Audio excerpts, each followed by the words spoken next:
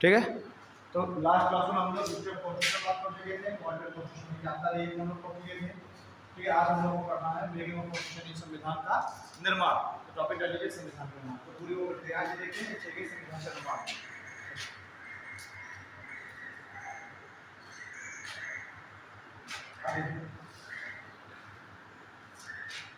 क्या हुआ था। मैंने लास्ट क्लास में बात की थी, एक बार की थी अगस्त प्रस्ताव की। ठीक है, अगस्त प्रस्ताव जो कि अगस्त 1940 में आता है, अगस्त 1940 में आया अगस्त प्रस्ताव। और दूसरा मैंने बात की थी फिफ्थ मिशन की।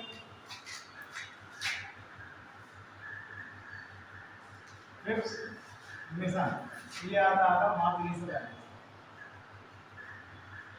अब क्या है इसको दोनों अगस्त प्रस्ताव में पहली बार, अगस्त प्रस्ताव में पहली बार ब्रिटिश सरकार ने या ब्रिटिश पार्लियामेंट ने भारत के लिए एक संविधान सभा के निर्माण के लिए भी सहमति दी। ठीक है, भारतीय जो क्रांतिकारी है या जो राजनेता है वो लगातार काम कर रहे हैं कि भारत के लिए एक संविधान होना चाहिए और उस संविधान का निर्माण करने के लिए संविधान सभा होनी चाहिए, कॉन्स्टिट्यूशन असेंबली। तो अभी तक तो ब्रिटिश इस बात से एग्री नहीं कर रहे थे, लेकिन फर्स्ट टाइम इस अगस्त प्रस्ताव में पहली बार ब्रिटिश ने भारतीयों के लिए संविधान सभा के निर्माण के लिए अपनी मंजूरी दी, यानी कि अपनी सहमति दी थी।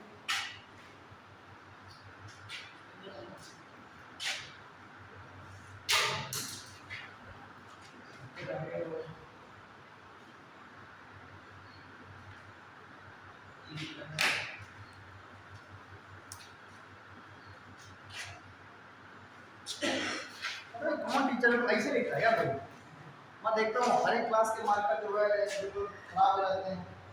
ये कौन टीचर इनको दबा के लिखता है? वही चीज है ना, खत्म हो जाती कभी डाल नहीं सकते कंपनी में समझ निकाल निकाल और एक मार्कर की पेन बिल्कुल खराब हो गई।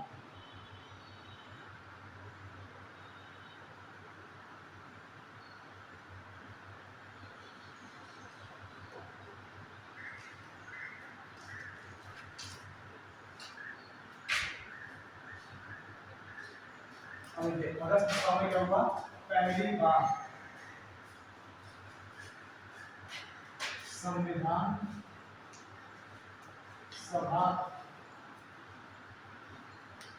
सभा की मंजूरी मिल गई, यानी इन्होंने अपनी सहमति दी थी कि आप संविधान सभा का गठन कराएंगे। अब उसके बाद आया फिफ्थ मिशन। ठीक है, बशर्ते पहली बार संविधान सभा के गठन की मंजूरी तो मिल गई थी, लेकिन फिर भी अगस्त प्रस्ताव फेल हो गया, पास नहीं हुआ। इसलिए फेल हो गया क्योंकि अगस्त प्रस्ताव में ना तो कहीं पर भी ये जिक्र था। ये उस समय तक कांग्रेस और मुस्लिम लीग दो पार्टियां, एक थी कांग्रेस और एक थी मुस्लिम लीग, दोनों ही मूवमेंट्स कर रहे हैं, दोनों ही ब्रिटिश के खिलाफ विद्रोह कर रही है लगातार। तो मुस्लिम लीग अब मांग कर रही है अलग पाकिस्तान की मांग, अलग देश की मांग कर रही है। ठीक है, कांग्रेस लगातार मांग कर रही है कि हमको स्वराज्य दे दो, हमको फ्रीडम। ठीक है, अगस्त प्रस्ताव में ना तो कहीं भी पाकिस्तान की मांग थी, वो पाकिस्तान की जो बात थी उसको मंजूरी दी गई थी। अगस्त प्रस्ताव पाकिस्तान की भी जो अलग पाकिस्तान का की मांग को स्वीकार नहीं किया गया था, और साथ ही में इस अगस्त प्रस्ताव में स्वराज्य की भी बात कहने की गई, स्वराज्य देने की बात कहने की।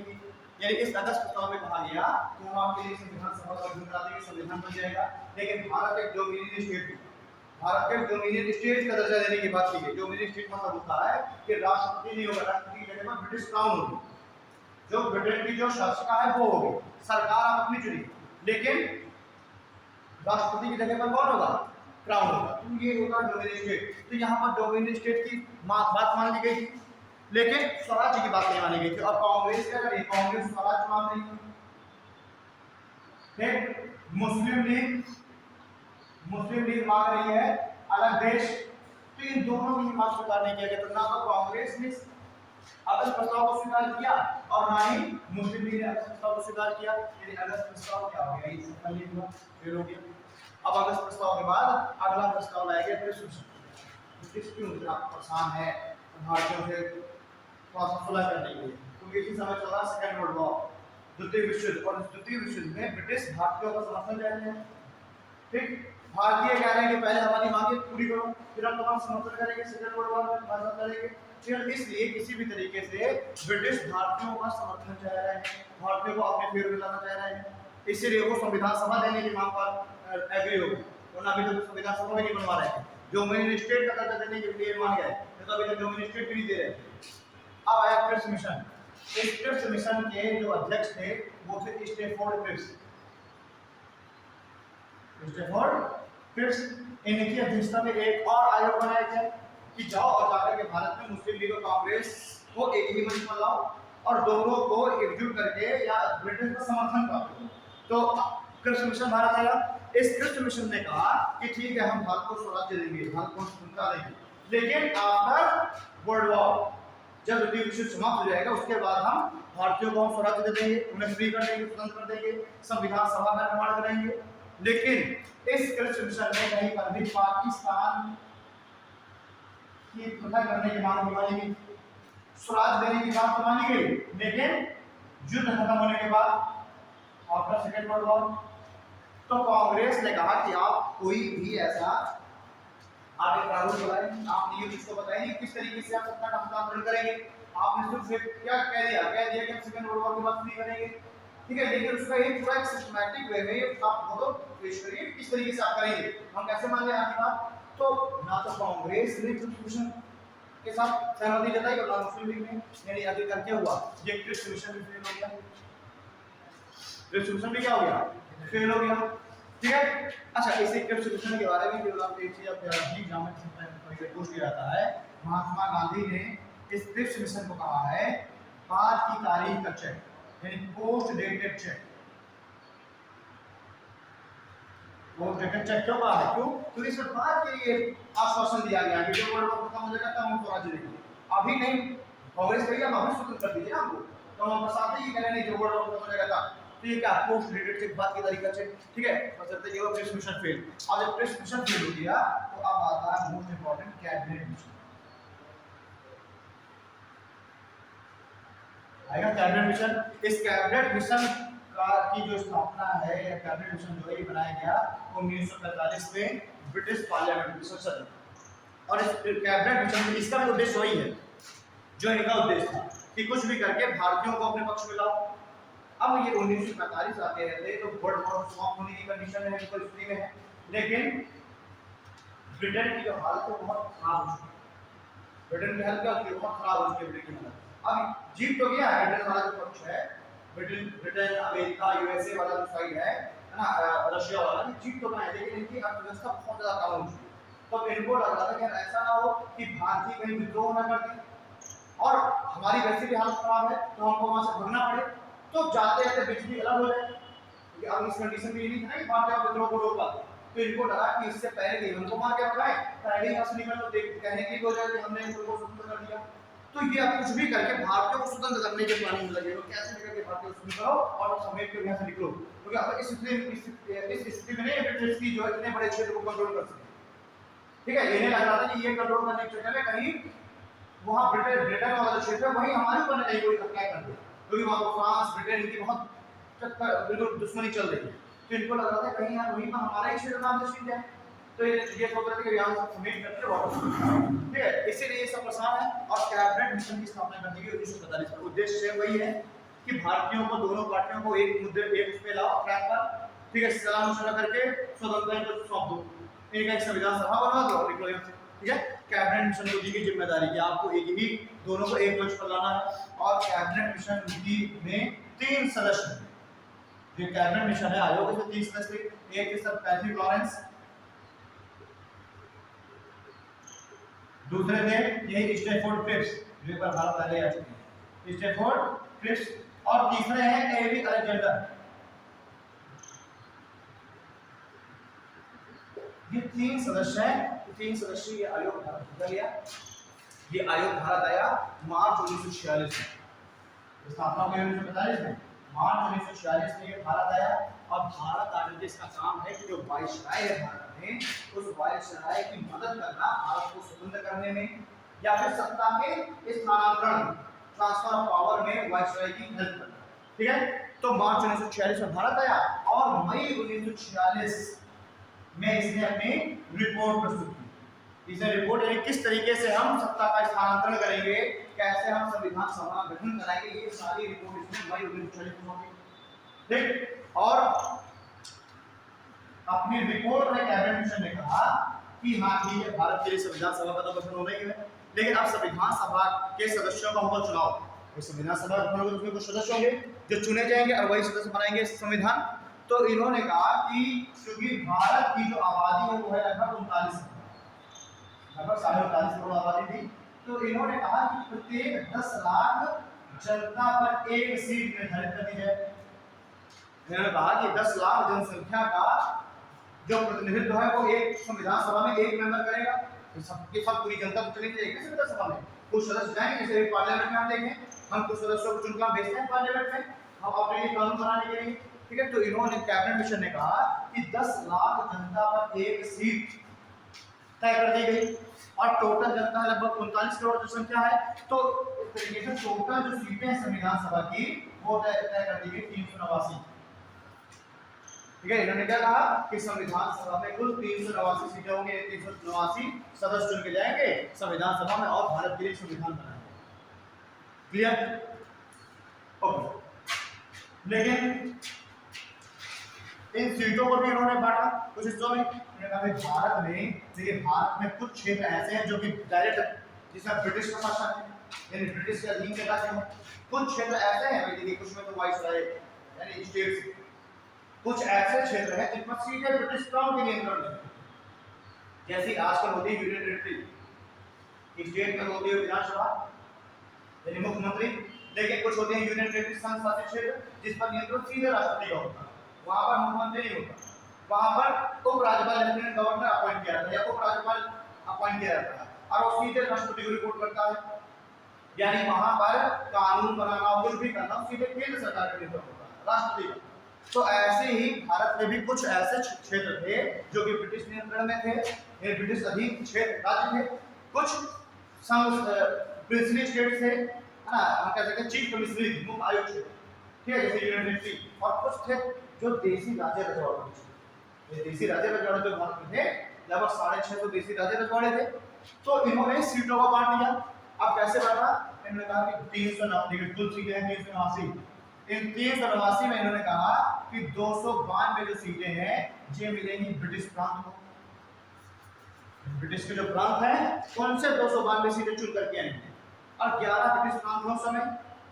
ठीक है, बंगाल हो गया, मद्रास हो गया, बंबई हो गया, असम है, बिहार है, उड़ीसा है, मध्य प्रांत है, संयुक्त प्रांत है, पंजाब है, सिंध है और बलूचिस्तान।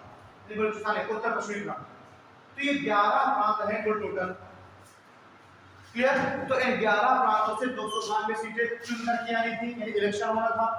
फिर उसके बाद 4 सीटें दी गई मुख्य आयुक्त के क्षेत्र को, यानी जो चीफ कमिश्नरी हैं, जो आज जैसे आजकल यूनियन टेरिटरी, और ये 4 क्षेत्र थे दिल्ली, बलूचिस्तान, ठीक है, अजमेर और कुर्ग कर्नाटक रहता है। तो ये 4 क्षेत्र थे मुख्य चीफ कमिश्नरी क्षेत्र, 4 सीटें यहाँ चुनी जा रही थी।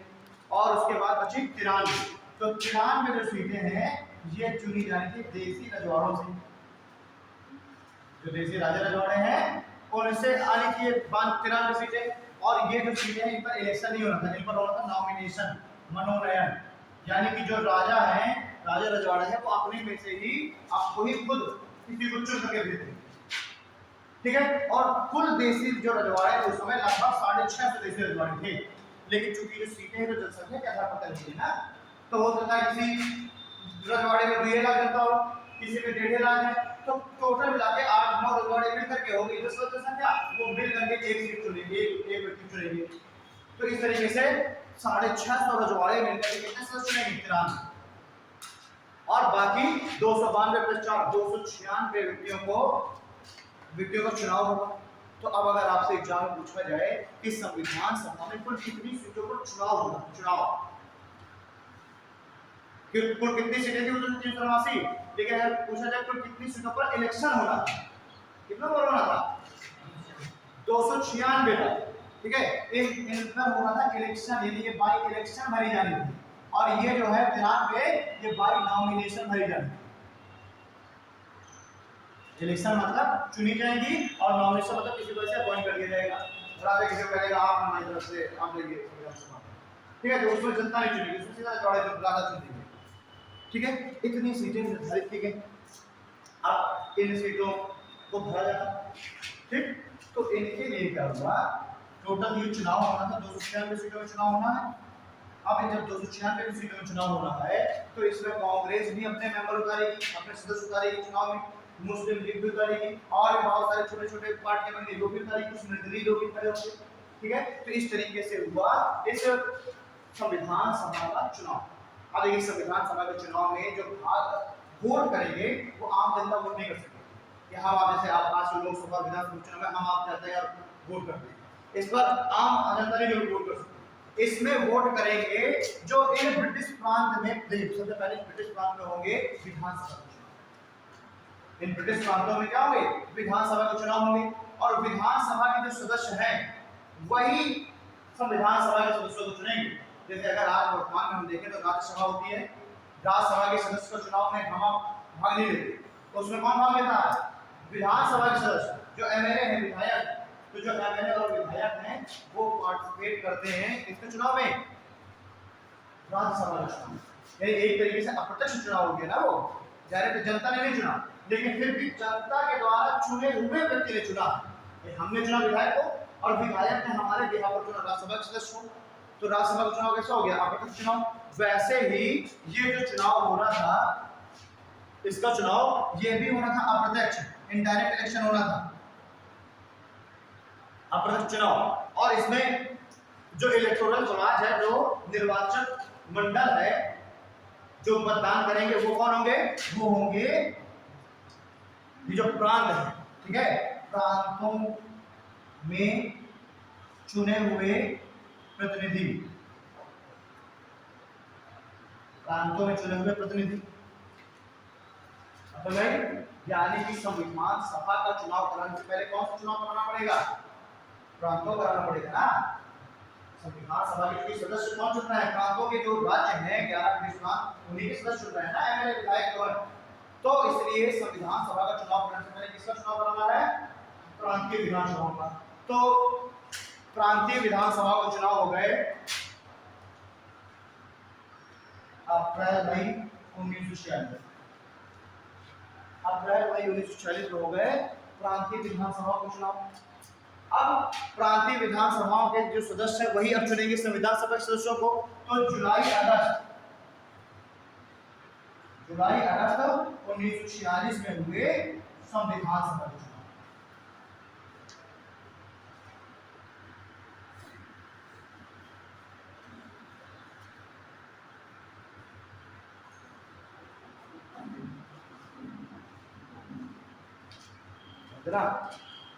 अप्रैल मई 1946 में प्रांतीय विधानसभा के चुनाव हुए, अब वो सदस्य जीत करके आ गए, अब वो चुनेंगे संविधान सभा के सदस्यों को। तो जुलाई अगस्त 1946 में संविधान सभा के चुनाव, ठीक है। और संविधान सभा के चुनाव में सारी पार्टियां अपने अपने कैंडिडेट उतारेंगी। इसमें जब रिजल्ट आया, इस रिजल्ट में क्या हुआ, टोटल 296 सीटों में चुनाव हुआ था ना। इस रिजल्ट में क्या हुआ कि 208 सीटें पाली कांग्रेस, 208 सीटें कौन निकालेगी, कांग्रेस, ठीक है। 73 सीटें मिली मुस्लिम लीग को, मुस्लिम लीग को मिली 73 सीट और 15 सीटें चली गई अदर में, यानी उसमें कुछ छोटी छोटी पार्टियां थी, कुछ निर्दलीय व्यक्ति भी थे। अब ये बताओ इससे क्या देखने से लग रहा है कि मुस्लिम लीग जो है, मुस्लिम लीग तो अपने आप को महसूस करेगी नहीं, क्योंकि मुस्लिम लीग सोच रही है कि कुल संविधान सभा में कुल सीटें हैं 389।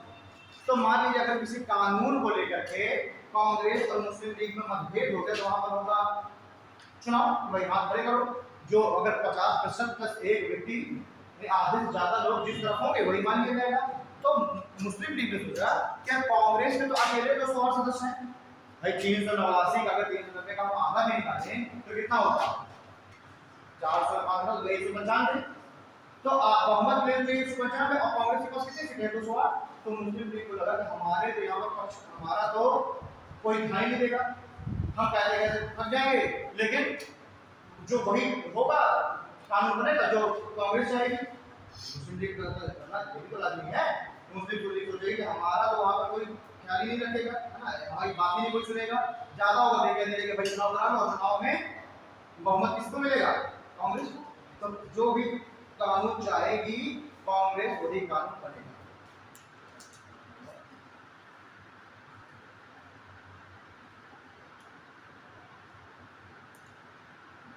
इसकी जनसंख्या हमारे देश में बढ़ने लगी, बीच में बढ़ी थी,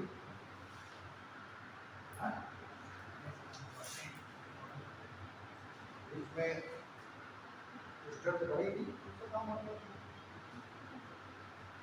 सितंबर के एग्जाम कौन दे रहा है, सितंबर वाले दिन तो हम अकेले तो सुनने से सितंबर वाले मैं तुम लोग कौन बोल अप्रैल वाला फॉर्म ही नहीं भरे सितंबर वाला, जो फॉर्म सबने भरा है तो फिर एग्जाम क्या नहीं देने जा रहे,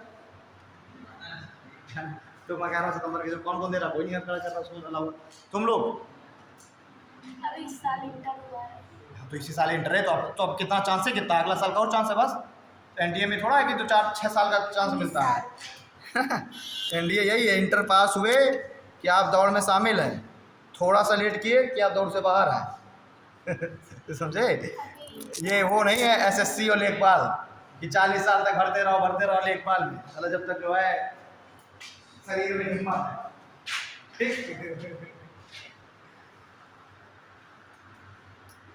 इसमें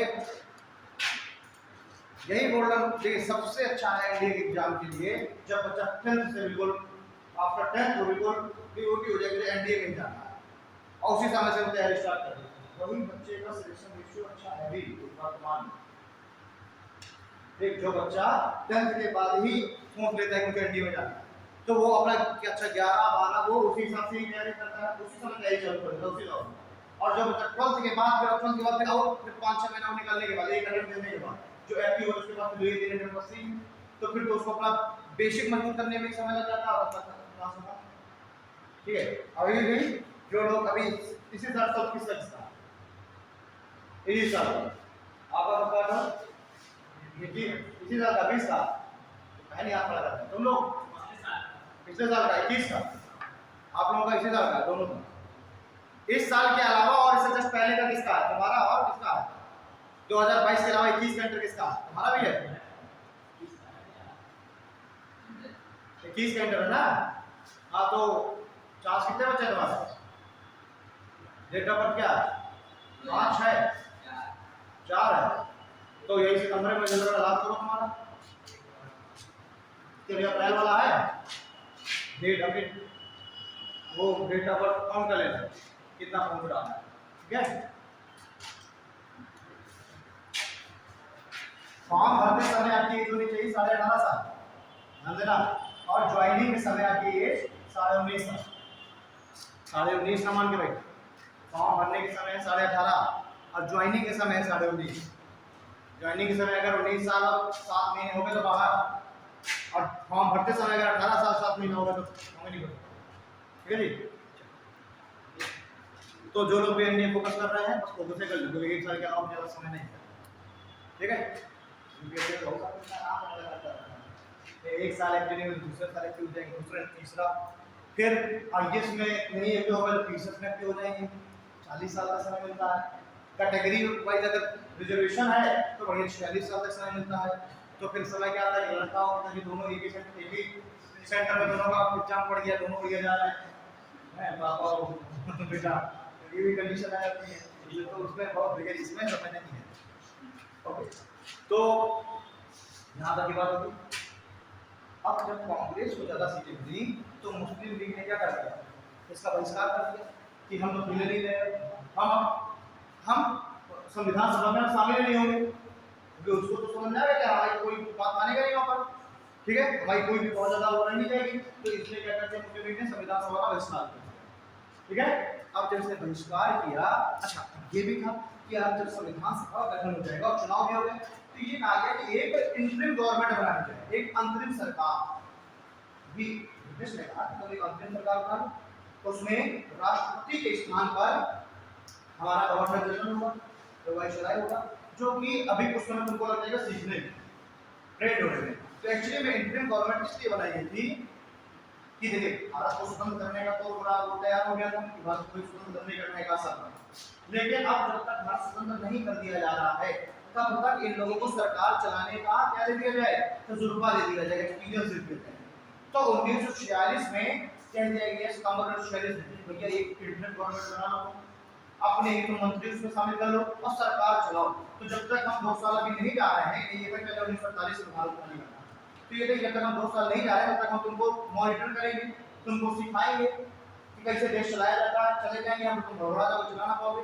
तो इसलिए बनाई गई इंटरिम गवर्नमेंट। लेकिन मुस्लिम लीग ने इंटरिम गवर्नमेंट में शामिल होना मना कर दिया कि हम नहीं शामिल होंगे, ठीक है। तो सबसे वाइसराय ने कहा कि ठीक है, एक अंतरिम सरकार बनाओ, लेकिन एक दरवाजा खुला रखो अभी, चांस कि अगर मुस्लिम लीग को भी मैं मना रहे हैं, मुस्लिम लीग को, मुस्लिम लीग अगर मान गई तो उसको भी इंटरिम गवर्नमेंट में शामिल किया जा सके। इसलिए एक अंतिम सरकार तो बन गई, लेकिन मुस्लिम लीग के लिए दरवाजा में खुला खुला रखा गया, ठीक है। पूरा सितंबर मनाया वाइसराय ने, नहीं मानी मुस्लिम लीग, ठीक है। आ गया अक्टूबर, अब अक्टूबर में ये हुआ कि मुस्लिम लीग ना माने, ठीक है। तो अक्टूबर में इस अंतिम सरकार का एक बार फिर से पुनर्गठन, ठीक है। एक बार फिर से भाई पहले तो मुस्लिम लीग और कांग्रेस सभी के सदस्यों को लेकर के एक सरकार बना ली जाएगी, इसने अंतिम सरकार का बहिष्कार कर दिया। तो अब कांग्रेस ने अपने अपने सदस्यों को लेकर फिर से एक बार पुनर्गठन कर दिया अक्टूबर 1946 में अंतिम सरकार का, ठीक है। फिर ये हुआ कि आप संविधान सभा में अरविंद से पूछो कि आएंगे कि नहीं आएंगे, तो कहा संविधान सभा में आएंगे। अंतरिम सरकार का मतलब है कानून, मतलब देश को चलाना, और संविधान सभा का मतलब है कानून को बनाना। तो एक साथ दोनों काम कर रही है, सरकार भी चला रही है एक तरफ और दूसरी तरफ कानून भी बना रही है, संविधान भी बना रही है। इस सदन एक बार में दोनों तरीके काम कर रही है। आज अगर बैठी सदन कि हो कि आज हम सरकार के विरुद्ध, तो आज हम शासन चलाएंगे, लॉ एंड ऑर्डर मेंटेन करेंगे, ठीक है। कल बैठी आज के रूप में बैठे हो, आज संविधान सभा के रूप में बैठे, आज संविधान लिखेंगे, ठीक है। यानी पार्लियामेंट का भी काम कर रही है और संविधान सभा का भी काम कर रही है, एक साथ दोनों काम कर रही है, ठीक है ना। ओके, तो अब जो है ये स्पष्ट हो गया कि मुस्लिम लीग नहीं आती। नवंबर 1946 में इस संविधान सभा का निर्माण कर दिया गया। देखो अगस्त तक इलेक्शन कंप्लीट हो गए, सितंबर अक्टूबर 2 साल का समय लग गया मनाने फुसलाने में, मनौनी में, नहीं मानी मुस्लिम लीग, तो नवंबर में संविधान सभा का निर्माण कर दिया गया, मुस्लिम लीग शामिल है, ठीक है। और 9 दिसंबर की डेट अनाउंस की गई कि पहली बैठक होगी संविधान सभा की 9 दिसंबर 1946। ये हुआ कि भाई कुछ दिन तक शायद मुस्लिम लीग आ जाए। अब पहली बैठक का दिन दिया गया, पहली बैठक के लिए सब पहुंचे सदन में, मुस्लिम लीग गायब, मुस्लिम लीग आई नहीं, ठीक है। तो आपसे एग्जाम में क्वेश्चन पूछा जाता है कि बताइए संविधान सभा की जो पहली बैठक हुई 9 दिसंबर, पहली बैठक कब हुई 9 दिसंबर 1946, ठीक है। एक तो क्वेश्चन ये भी बनता है। दूसरा, इस पहली बैठक में कुल कितने सदस्य उपस्थित हुए, ये भी बनता है क्वेश्चन। तो कुल 207 सदस्य उपस्थित हुए, किसी किसी बुक में 211 भी लिखा है, किसी में 207 है, ठीक है। तो ये थोड़ा सा कंट्रोवर्शियल है, तो कोई एडिशन 211 लिखे, कोई 207 लिखे, ठीक है। अब एग्जाम में आप कहते हैं कि सर अगर दोनों आ गए तो अब उसमें जवाब आने के लगाना है 207 209, कौन सा है सही मानता है। वैसे दोनों में से एक ही आता है, 207 वगैरह इससे कभी आता है, आया नहीं, ठीक है। ये तो 207 आएगा, 211 आएगा। तो संविधान सभा की पहली बैठक में 207 सदस्य उपस्थित थे, पहली बैठक। अब ये सिर्फ अकेले कांग्रेस के ही 208 मेंबर हैं जो जीत के आए थे, यानी मुस्लिम लीग इसमें शामिल नहीं हुई, तो 73 तो वो अलग हो गए। फिर भी कहीं सब बाकी 93 ये कहां चले गए। तो अभी तक जो देसी राजे रजवाड़े इन्होंने अभी तक अपना भविष्य तय नहीं किया, अभी तक देश आजाद हुआ नहीं, तो पाकिस्तान और भारत अभी अलग हुए नहीं, तो देसी राजे रजवाड़े अभी भी अपने आप को स्वतंत्र बना के रखा नहीं, हमें किसी मिल जाए, इन्होंने अभी कोई डिसीजन नहीं लिया। तो हम पाकिस्तान की तरफ जाएं कि भारत की तरफ आए, कहां करें, क्या अपना मेंबर किसको भेजें, यानी अभी तक इन्हें अपना कुछ तय किया ही नहीं। तो ये भी नहीं उपस्थित हुए संविधान सभा में, मुस्लिम लीग भी नहीं उपस्थित हुई संविधान सभा में 73 मेंबर, ठीक है। यानी कि कुल 208 सदस्य कांग्रेस वाले ये रहे और 15 जो अन्य वाले थे वो रहे। तो 8 15 और 208 और 15 कितना होता है 223। अब 223 में कुछ जो है सफारी चले गए होंगे रिश्तेदारी में, कुछ जो है तबीयत खराब हो गई होगी, कुछ अल्फाज आए होंगे, तो ऐसे करके 223 में से कुल कितना सदस्य है 207। ठीक है। तो पहली जो बैठक हुई उसमें कुल कितने सदस्य उपस्थित हुए? 207। ये तो पॉइंट ये याद रखना है। कब हुई पहली बैठक? 9 नवंबर। एक पॉइंट ये याद रखना है। ठीक है, एक और पॉइंट याद रखना है, ये जो कुल 296 जो सीटें चुनी गई, इलेक्शन हुए, इन 296 में 15 महिलाएं थी। यानी जो संविधान सभा बनी, इस संविधान सभा में कुल कितनी महिलाएं थी? 15 महिलाएं। लेकिन पहली जो बैठक हुई, उस पहली बैठक में कुल 9 महिलाएं थी। ये भी आपको याद रखना है, क्योंकि आता है कि संविधान सभा की पहली बैठक में कुल कितनी महिलाएं उपस्थित थी? 9। कुल कितने मेंबर? 207 मेंबर। ठीक है, इनमें से एक महिला, एक मात्र मुस्लिम महिला थी, बेगम अय्याज रसूल।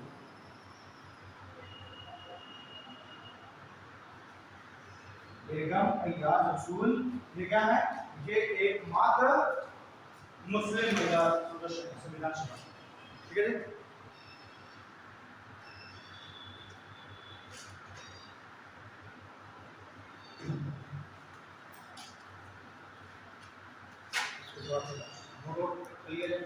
नोट करते जा रहा है,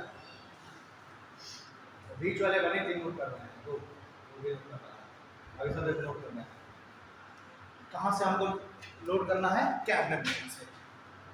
आपसे एग्जाम में ये पूछा जाता है कि संविधान सभा का जो गठन है वो किस आयोग की सिफारिश पर किया गया? किस आयोग के? कैबिनेट मिशन है। ठीक है, तो है कैबिनेट मिशन, और दोस्तों को लिख लीजिए, 3 सदस्य लिख लीजिए। कैबिनेट मिशन एक लाइन लिख लीजिएगा।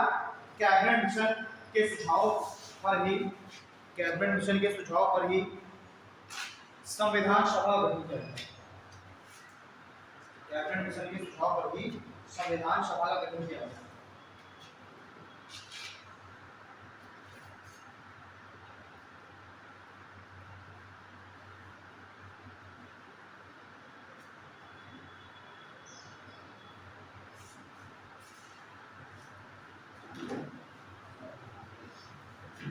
ठीक है, और कैबिनेट मिशन के सदस्य लिख लो। कैबिनेट मिशन में यह 3 सदस्यीय आयोग था, ये 3 सदस्यीय आयोग था, और तीनों का नाम लिख लो। पैट्रिक लॉरेंस, एबी अलेक्जेंडर और स्टैफोर्ड क्रिप्स। ये 3 सदस्यीय आयोग था। पैट्रिक लॉरेंस, और पैट्रिक लॉरेंस क्या लिखते हैं ना, अध्यक्ष, ये इस आयोग के अध्यक्ष थे पैट्रिक लॉरेंस। ठीक है, 3 सदस्यीय आयोग है, अध्यक्ष पैट्रिक लॉरेंस, 2 अन्य सदस्य हैं स्टैफोर्ड क्रिप्स, एबी अलेक्जेंडर।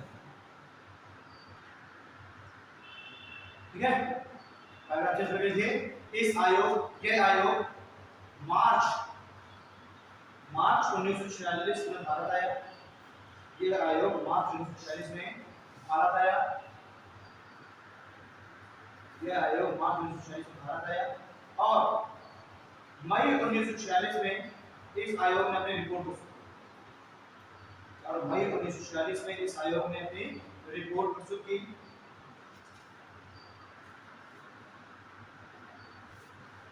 ठीक है, नेक्स्ट पॉइंट नंबर आइए, नेक्स्ट पॉइंट लिखो इसमें। कैबिनेट मिशन ने जनसंख्या के आधार पर, कैबिनेट मिशन ने जनसंख्या के आधार पर संविधान सभा की सीटों का निर्धारण किया। कैबिनेट मिशन ने जनसंख्या के आधार पर संविधान सभा की सीटों का निर्धारण किया, और जनसंख्या के आधार पर सीटों का, संविधान सभा की सीटों का निर्धारण किया, और कुल 389 सीटें तय, और कुल 389 सीटें तय। अब ब्रैकेट में लिख देना 10 लाख जनसंख्या पर 1 सीट, 10 लाख तक लिख करके 10 लाख जनसंख्या पर 1 सीट, मतलब ऐसे लिखा जाता है ना रेशियो में, 10 लाख पब्लिक 1 सीट, 10 लाख जनसंख्या का प्रतिनिधित्व तो 1 मेंबर करेगा संविधान सभा। ठीक है, और बस अब इसके बाद ऐसा ही चार्ट 389 लिख लेना, और फिर तीनों सीटें बांट देते हैं, 292 उसके नीचे ब्रिटिश का, 4 सीट मुख्य आयुक्त और 93 सीट देसी रजवाड़े। ऐसा ही चार्ट बना लो।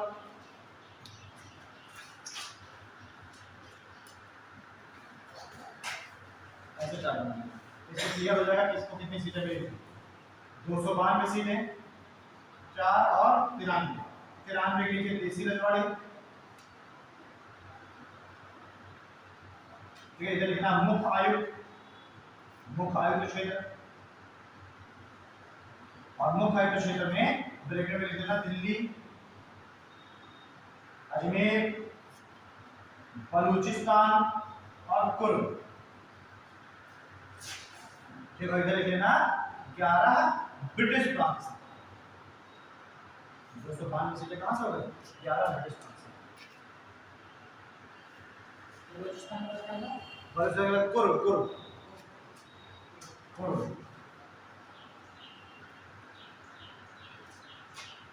ठीक है, इसमें ऐसे करके इस तरीके से बना लेना और लिख देना बाई इलेक्शन, जिसमें क्या होंगे चुनी हुई सीटें होंगी, और इसमें ऐसे लिख देना नॉमिनेशन, चुनी हुई सीटें होंगी। ये कंफर्म हो गया। अगर आपसे पूछा जाए कितनी सीटों पर इलेक्शन होगा तो 296 नॉमिनेशन होगा तेरा। ठीक है, नेक्स्ट पॉइंट लिखें। ठीक है, 296 सीटों पर चुनाव हुए। 296 सीटों पर 296 सीटों पर ब्रिटिश प्रांतों के सदस्यों द्वारा अप्रत्यक्ष चुनाव। 296 सीटों पर ब्रिटिश प्रांतों के सदस्यों द्वारा अप्रत्यक्ष रीति से चुनाव हुए, इनडायरेक्ट इलेक्शन। 296 सीटों पर ब्रिटिश प्रांतों के सदस्यों द्वारा अप्रत्यक्ष रीति से चुनाव हुए, जिनमें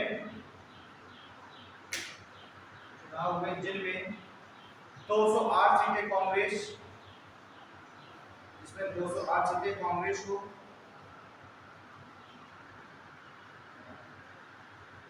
73 सीटें मुस्लिम लीग को, इसमें 208 सीटें कांग्रेस को, 73 सीटें मुस्लिम लीग को, और 15 सीटें निर्दलीय तथा अन्य को, और 15 सीटें निर्दलीय एवं अन्य को।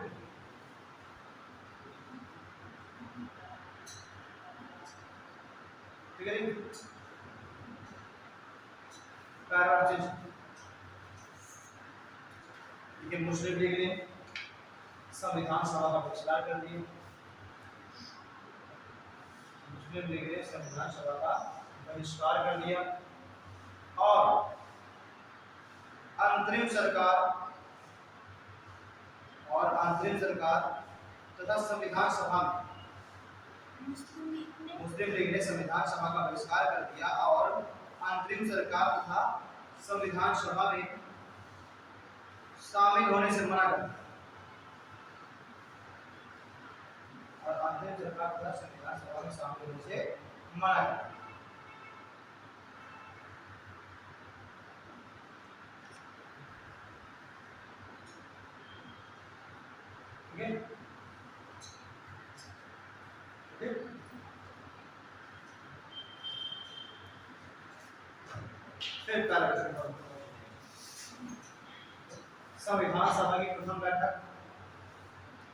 संविधान सभा की प्रथम बैठक 9 दिसंबर 1946 को हुई। संविधान सभा की प्रथम बैठक 9 दिसंबर 1946 को हुई।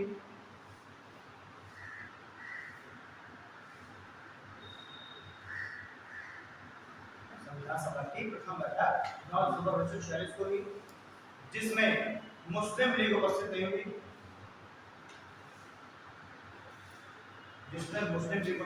हुई, और कुल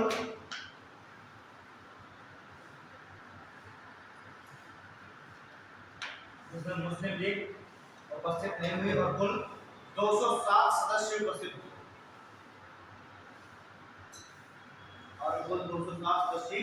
उपस्थित हुए, इस पहली बैठक में 9 महिलाएं भी उपस्थित थीं। इस पहली बैठक में 9 महिलाएं भी उपस्थित थीं। जबकि संविधान सभा में कुल 15 महिलाएं, जबकि संविधान सभा में कुल 15 महिलाएं।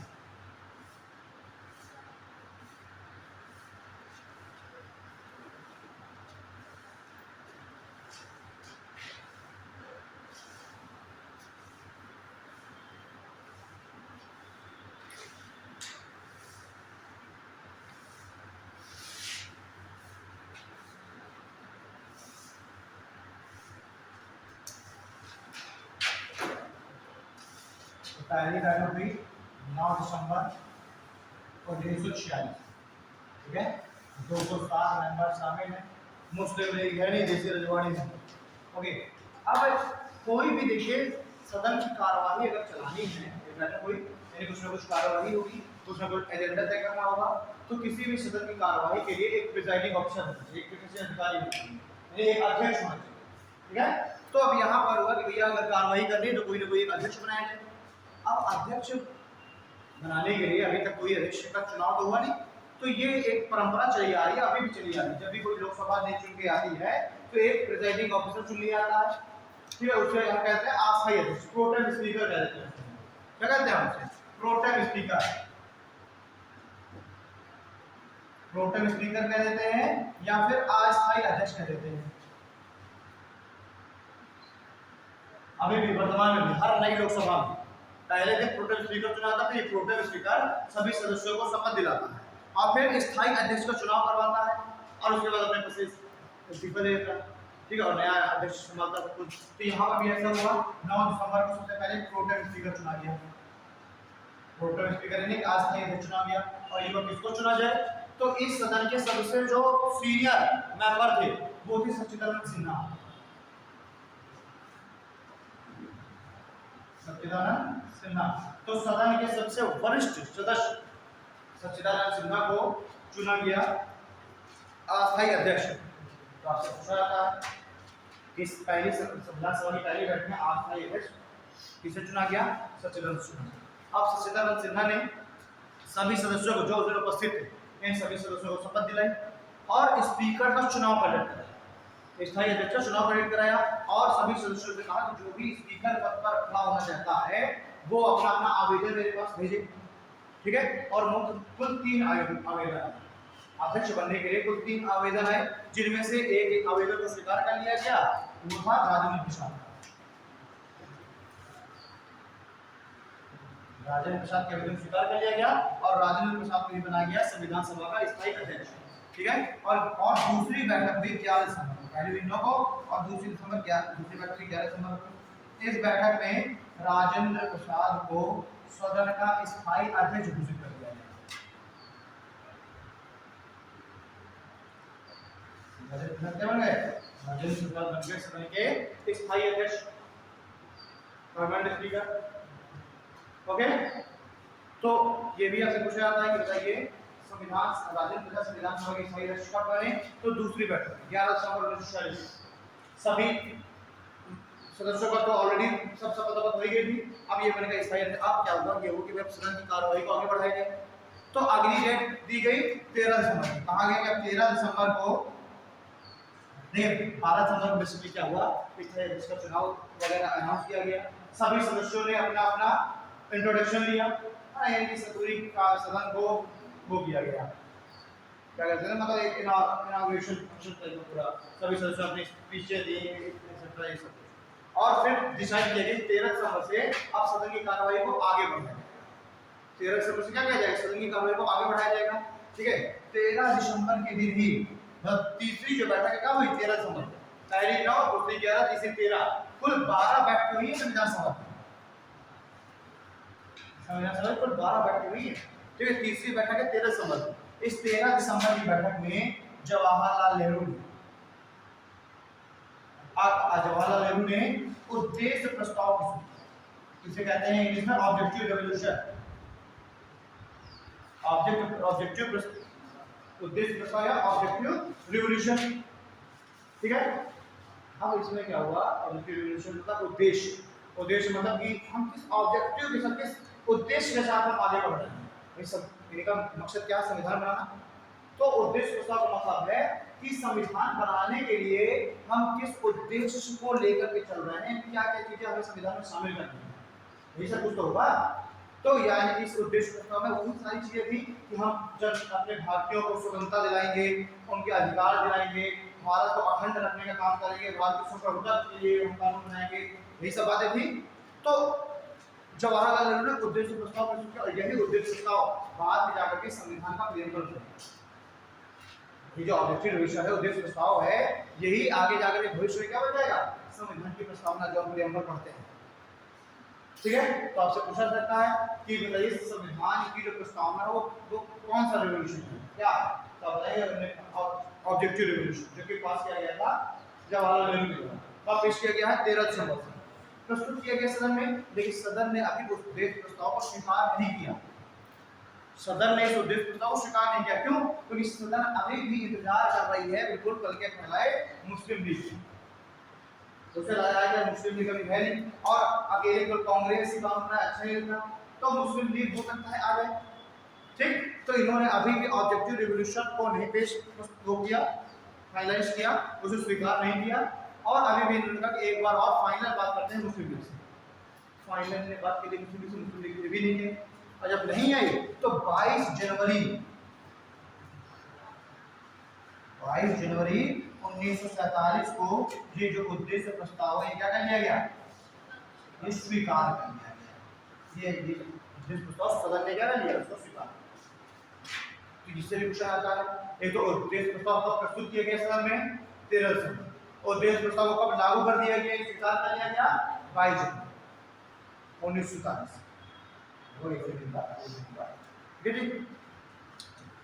एक और ये जो पहली बैठक हुई, इस पहली बैठक को लेकर के एक स्टेटमेंट है विंस्टन चर्चिल का, ब्रिटिश प्राइम मिनिस्टर रह चुके हैं विंस्टन चर्चिल, ठीक है, वो भारत को स्वतंत्रता देने के पक्षधर नहीं थे, ठीक है, कंजर्वेटिव पार्टी के प्राइम मिनिस्टर थे और ये भारत को स्वतंत्रता देने के पक्षधर नहीं थे। तो जब ये पहली बैठक हुई तो विंस्टन चर्चिल ने मीडिया को एक स्टेटमेंट दिया कि ये जो संविधान सभा की पहली बैठक हो रही है, इसको देख के ऐसा लग रहा है जैसे कोई ऐसा विवाह संपन्न हो रहा है जिसकी दुल्हन एक है।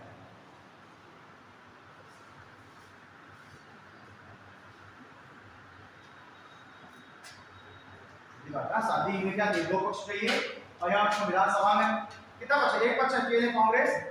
तो विंस्टन चर्चिल ने कहा कि ऐसा लग रहा है जैसे कोई ऐसा विवाह संपन्न होने जा रहा है जिसकी दुल्हन एक है, मेरी मुस्लिम लीग है। ठीक है, तो ये भी आपको स्टेटमेंट याद रखना है, ये स्टेटमेंट किसका है, विंस्टन चर्चिल का, विंस्टन चर्चिल। और पोस्ट डेटेड चेक किसने कहा था, महात्मा गांधी ने, किसको कहा था, क्रिस मिशेल को।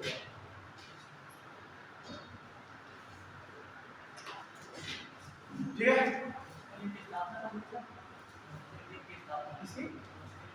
1906 ठीक है, 1905 में हुआ बंगाल विभाजन। अब बंगाल विभाजन के बाद ही अंग्रेजों ने कांग्रेस को काउंटर करने के लिए, कांग्रेस की पार्टी थी वही मूवमेंट चला रही थी, तो ब्रिटिश ने ही आगा था और एक नाम था सलीमुल्लाह, ये ढाका के नवाब थे सलीमुल्लाह ना, और एक थे आगा था। इनको कहा कि आप भी एक मुस्लिम लीग की स्थापना करें ताकि इधर मुस्लिम और उधर कांग्रेस दो पार्टियां आपस में लड़ती रहे, हिंदू मुस्लिम होता रहे और हम सेफ हो जाए। तो कांग्रेस को काउंटर करने के लिए भाई उसका बहुत सारे मान लो बीजेपी हो तो तुम चाहे हंस के जो रोगे तो वोट किसको दोगे, बीजेपी, और नहीं भी दोगे तो भी जीत जाएगी, तो एक वोट का वोट मारा जाएगा तो जीत दोगे, तो भी कोई ऑप्शन नहीं। तो इन्होंने कहा कि एक पार्टी और खड़ी करो जो कि कांग्रेस को काउंटर कर सके, उसको अपोज कर सके, और मुस्लिम लीग स्थापना हुई। क्या वही हुआ, मुस्लिम लीग अलग एजेंडा लेके चल रही है, मुस्लिमों के मफिल के लिए काम कर रहा है और कह रहे हैं कांग्रेस एक हिंदूवादी पार्टी है, ऐसे नहीं, कांग्रेस में हिंदू भी है, मुस्लिम के साथ है। ठीक है, तो ये इनका एजेंडा ऐसा होगा, वही हुआ, लंदन लड़ते ये और ब्रिटिश आराम से मिल जाएगा, एंजॉय करना है। ठीक, तो कहाँ लगी थी, कहाँ लगी थी, ये लिख लिया ना, पहली बैठक 9 दिसंबर, आपने लिख लिया सब कुछ, उसमें एडवर्ड कावा में कोटेशन लिख लेना। विंस्टन चर्चिल ने कहा कि विंस्टन चर्चिल ने इस पहली बैठक के लिए कहा कि ऐसा विवाह संपन्न हो रहा है इसके दोनों में काफी इंपॉर्टेंट प्रोडिक्शन है इसका। ठीक है, दूसरी बैठक लिख लीजिए, मतलब पहला पॉइंट डाल देते हैं संविधान सभा की दूसरी बैठक 11 सितंबर 1946 को हुई। वो स्वच्छता में प्रणाली की होना पहली बैठक में लिया महत्वपूर्ण पॉइंट है। पहली बैठक लेते हैं 9 सितंबर वाली में संविधान सभा के पहले अस्थायी अध्यक्ष सच्चिदानंद सिन्हा को चुना गया। संविधान सभा के पहले अस्थायी अध्यक्ष सच्चिदानंद सिन्हा थे। ठीक है, अब लिखना 11 सितंबर 1946 दूसरी बैठक। ठीक है, देखिए संविधान सभा की इस दूसरी बैठक में राजेंद्र प्रसाद को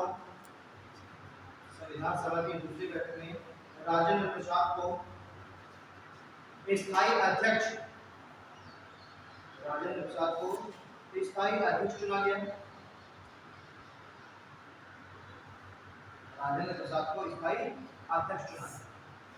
ठीक है, थर्ड पॉइंट लिखिए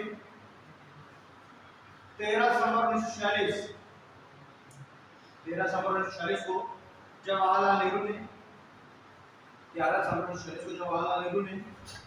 सदन में उद्देश्य प्रस्ताव प्रस्तुत किया। 13 सितंबर 1946 को जवाहरलाल नेहरू ने संविधान सभा में सदन में उद्देश्य प्रस्ताव प्रस्तुत किया, जिसे उस समय स्वीकार नहीं किया गया, परंतु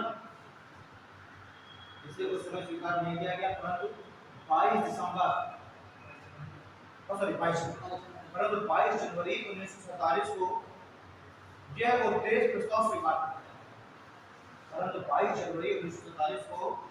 उद्देश्य प्रस्ताव स्वीकार कर लिया गया और यही आगे चलकर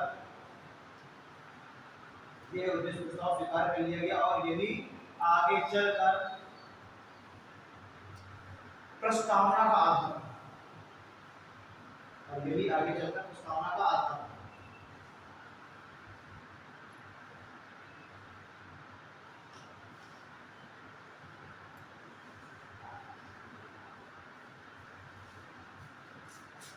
जहां पर हमने दूसरी बैठक की 11 फरवरी को हम हो चुके हैं थोड़ा सा मार्जिन छोड़ के देखा।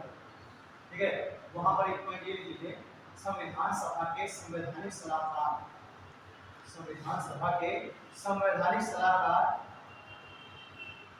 बी.एन. राव को बनाया गया। संविधान सभा के संवैधानिक सलाहकार बी.एन. राव को बनाया गया। देखो अध्यक्ष तो राजेंद्र प्रसाद चुने गए थे। ठीक है, ये भी लिखे और उपाध्यक्ष एच.सी. मुखर्जी। संविधान सभा के संवैधानिक सलाहकार बी.एन. राव को बनाया गया। ठीक है, तथा उपाध्यक्ष एच.सी. मुखर्जी और वी.टी. कृष्णामाचारी को बनाया गया। उपाध्यक्ष एच.सी. मुखर्जी और वी.टी. कृष्णामाचारी। उपाध्यक्ष एच.सी. मुखर्जी H.C. मुखर्जी और वी.टी. कृष्णामाचारी को चुना गया।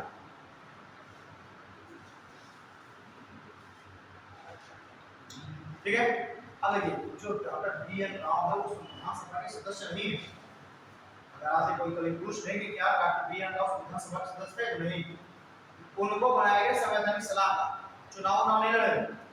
ठीक है, संविधान सभा के सदस्य भी नहीं, लेकिन फिर भी उनको संरक्षक बना दिया गया, सलाहकार बना दिया गया, एडवाइजर, संविधान सभा का एडवाइजर। क्यों?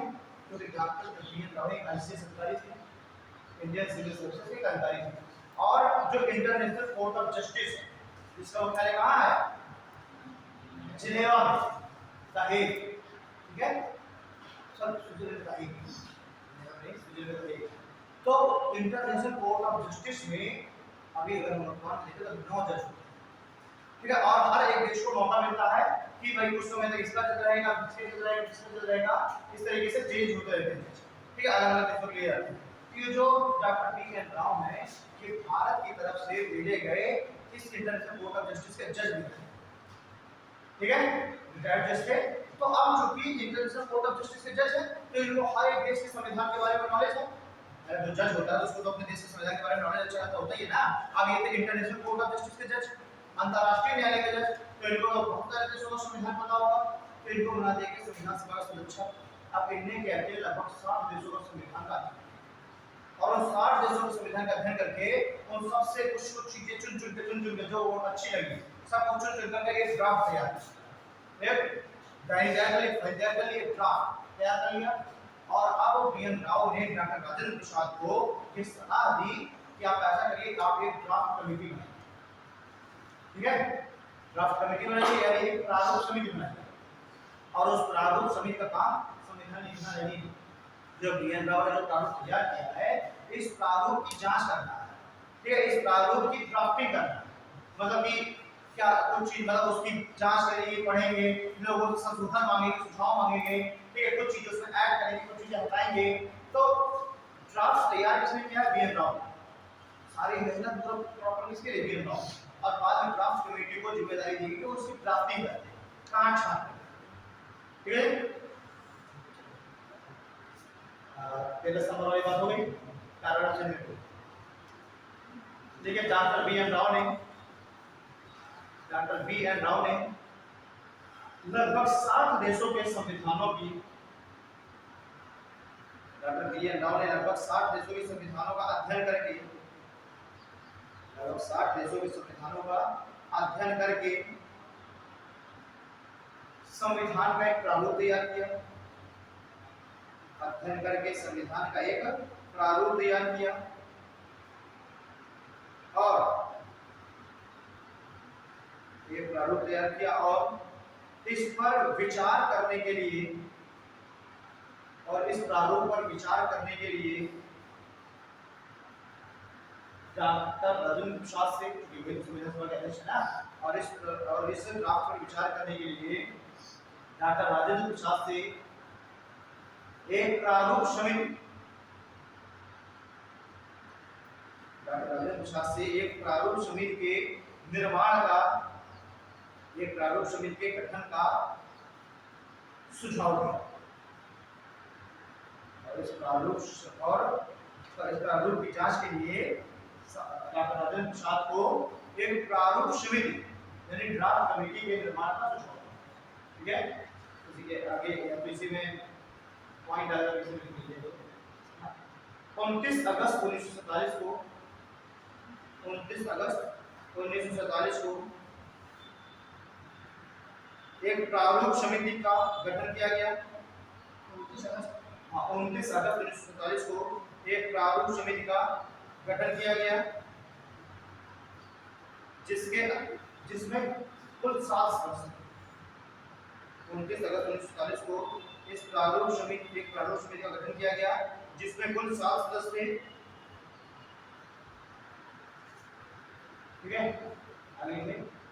अब ये 7 सदस्य लिखने देखो, तो पहला लिखे doctor B N Rao, post लिखिए बी आर अम्बेडकर, पहले भीमराव अम्बेडकर, कुल 7 सदस्य हैं इस प्रारूप समिति में। 7 सदस्यों में पहले हैं डॉक्टर बी आर अम्बेडकर, और डॉक्टर बी आर अम्बेडकर के अध्यक्ष, ये क्या ये है ड्राफ्ट कमेटी के अध्यक्ष, ठीक है। 6 मेंबर लिखे।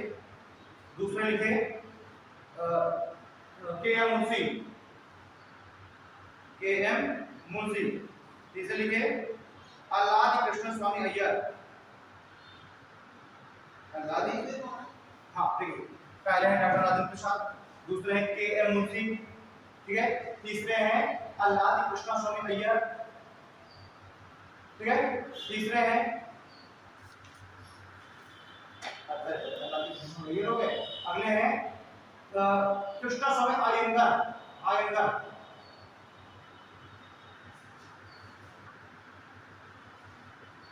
ये है कृष्ण स्वामी अयंगर, ठीक है।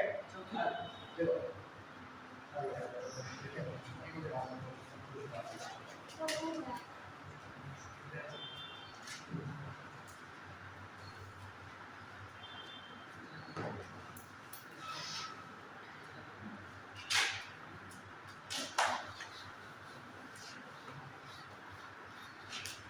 पहले है बी आर अम्बेडकर,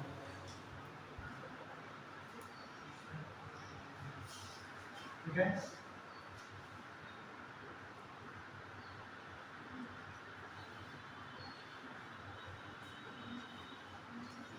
कृष्ण स्वामी अय्यर, ठीक है। अगले हैं आयंगर, ठीक है। के एम मुंशी, ठीक है। मोहम्मद शादुल्लाह, मोहम्मद शादुल्लाह हो गया, ठीक है। फिर अगले हैं एन माधवराव, ठीक है। और नेक्स्ट है बी एल मित्रा। एक काम करने को है माधव अपने को बताते हैं कैसे है। पहले लिखे बी एल मित्रा और अगले ये लिखे डीपी खेतान। बी एल मित्रा, हाँ, बी एल मित्रा, डीपी खेतान।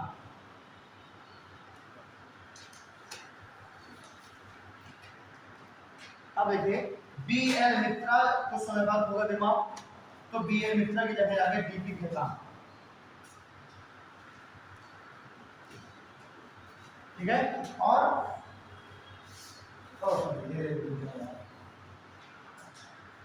बी एल मित्रा बीमार हुए, फिर इनकी जगह आ गए एन माधव। बी एल मित्रा बीमार हो गए, इनकी जगह कौन आ गए एन माधवराव।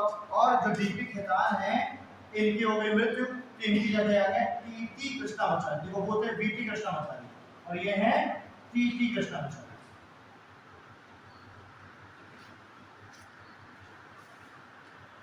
ये है शास्त्र संविधान सभा।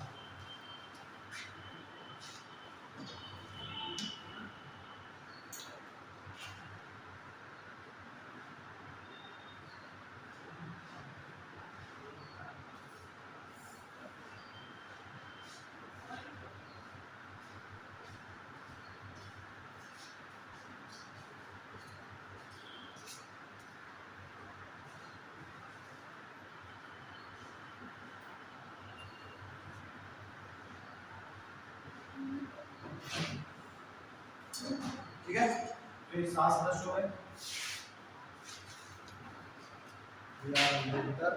ये बी आर अम्बेडकर के आगे लिखा है बी आर अम्बेडकर कृष्ण स्वामी अय्यर। इनका पूरा नाम था अल्लादी कृष्ण स्वामी अय्यर, अल्लादी कृष्ण स्वामी अय्यर, अल्लादी कृष्ण स्वामी अय्यर। अयंगार का नाम था गोपाल स्वामी अयंगार, के एम मुंशी, मोहम्मद शादुल्लाह, डीपी खेतान और बी एल मित्रा। तो डीपी खेतान को प्रतिस्थापित किया टी कृष्णामाचारी ने, और बी एल मित्रा को प्रतिस्थापित किया एन माधव। इस तरीके से बन गई ये ड्राफ्ट कमेटी, ठीक है। ड्राफ्ट कमेटी ने प्रॉपर ड्राफ्टिंग की, 3 बार इस ड्राफ्ट को संविधान सभा के सामने रखा, उस पर बहुत सारे संशोधन किए, संशोधन करके इसको बकायदा प्रॉपर प्रस्तुत किया गया। संविधान सभा ने अभी संविधान को, भाई ये जो ड्राफ्ट जो संविधान है इसको संविधान सभा ने भी एक्सेप्ट कर लिया, ठीक है। और इसी संविधान को भी 26 नवंबर 1949 को इस संविधान के कुछ प्रारूपों को संविधान सभा ने लागू कर दिया, और बाकी जो प्रारूप है, बाकी जो आर्टिकल हैं उनको 26 जनवरी 1950 को लागू कर दिया गया, ठीक है। तो इसीलिए 26 नवंबर 1949, जो 26 नवंबर 1949 को है 49 है, क्योंकि इसमें कुछ आर्टिकल को लागू कर दिया गया था। कुल टोटल 16 जो आर्टिकल्स हैं ये इस दिन लागू हो गए थे, है ना। इसीलिए इस दिन को हम लोग कहते हैं विधि दिवस, इसी दिन को हम क्या कहते हैं विधि दिवस। और वर्तमान में आप इसको कहते हैं संविधान दिवस। डॉक्टर बी आर अम्बेडकर की 125वीं जयंती के जन्म जयंती के उपलक्ष्य में इस विधि दिवस का नाम रखा गया संविधान दिवस 26 नवंबर को। और 26 जनवरी है इसमें बाकी पूरा संविधान ने लागू कर दिया, इसको हम कहते हैं गणतंत्र दिवस।